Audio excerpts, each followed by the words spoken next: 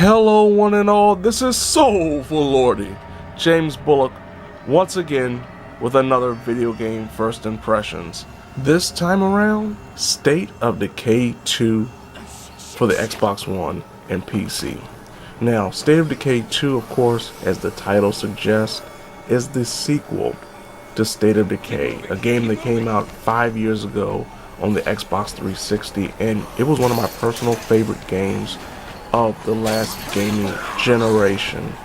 It was a game that thrust a single character into this world of the undead, where you had to scavenge for resources, find a brand new community of friends and allies, and kill a bunch of zombies, or Zeds as they're called in the game. State of Decay 2 is all of those things that made State of Decay 1 what it was, but better. At the start of the game, you have the opportunity to pick a duo, and this is where State of Decay 2 obviously differs from the original, because in the original you had characters, yes, they had base stats, like cardio, scavenging, stealth. They had these base stats. Depending on who you played with, some of them had better stats than the others.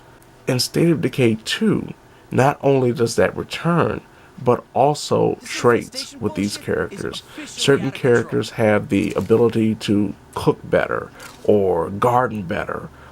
They actually contribute to the building of your base. And even more so, there are characters that have negative traits. One character that I was able to recruit, called Isabel, who is an incredible athlete, also has a very bad temper. She also likes to start fights. It can cause the morale of your community to go down, and it's up to you to decide, would you rather keep her around, or would you rather just kick her out and see how well you can handle without her? It's those kind of decisions that makes the community building in State of Decay 2 more fluid, more fresh, and more fulfilling. A lot of F's in that one.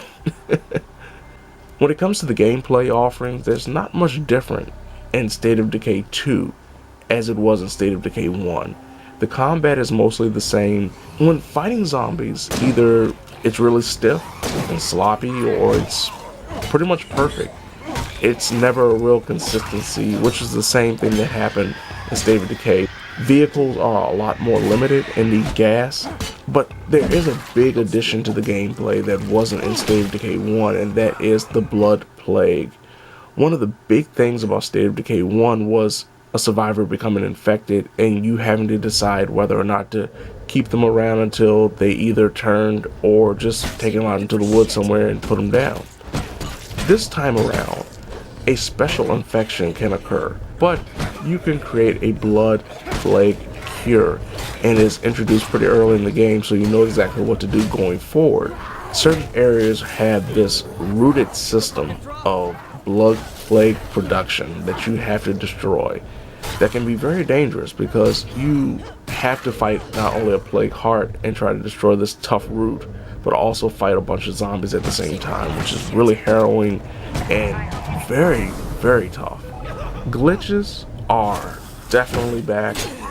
I thankfully haven't experienced anything that has been game breaking or detrimental, but I have experienced some heart stopping moments.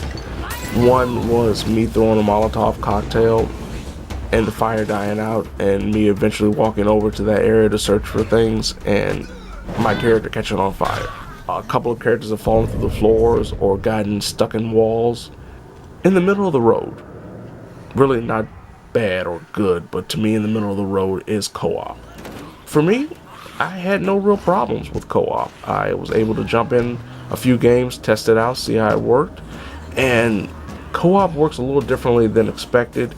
In co-op, either you are the host, where the people jump into your world, your facility, your home base, your universe essentially, and help you as if they were just a simple follower, or you're that follower. But it didn't feel like you had that connection of working along someone to build this brand new community. It just felt like you were a helper.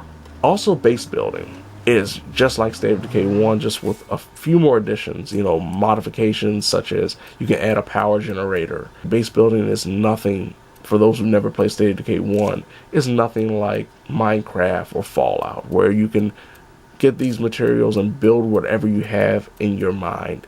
You go to these specific areas that are already made, and you decide what do you want to put in these areas once you settle in your home base. It's very fun when you start figuring out what you want and what you need and what resources to use. But in terms of creativity and building your dream fort, your dream base, that wasn't in State of Decay 1 and it is not in State of Decay 2. State of Decay 2 is, to me, everything that State of Decay 1 was, but better. And that's exactly what I wanted. If you like State of Decay 1, you will love this, I guarantee you. If you're on the fence and you have an Xbox One, I say try Game Pass. It's only $10. That gives you an opportunity to play it, see if you like it. But make sure if you do, put in at least about 5 to 6 hours. The first couple of hours are essentially a tutorial. Give it at least about 5 to 6 hours and understand the mechanics, get used to it, and then decide whether or not it's worth $30. To me it is, especially if you enjoy a lot of the aspects from State of Decay 1. This has been Soulful Lordy, James Bullock, with another video game first impressions, State of Decay 2, on the Xbox One and PC. Now, I really don't know how the undead would say it, but I know how I would, especially if I find a great ransack of medicine, food, lumber, ammo, or maybe some other luxury items. Oh lordy!